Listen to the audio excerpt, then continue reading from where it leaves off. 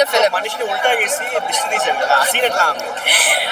ఆ scene actually coincidental గా సినిమాలో పెట్టారు. That's actually the scene already సినిమాలో ఉంది.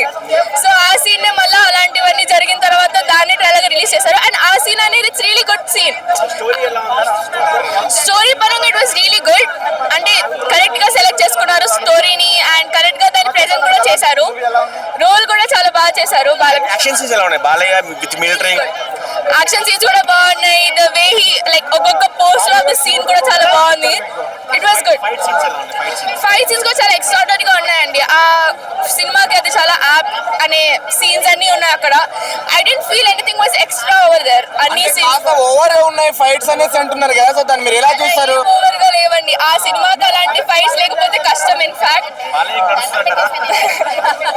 అలానే అనుకోండి. బాలయ్యకి కావాలని నెగిటివ్ చేస్తున్నారు అనుకోవచ్చా? I really don't know much. నా పర్స్పెక్టివ్ అయితే సినిమా బాగుంది.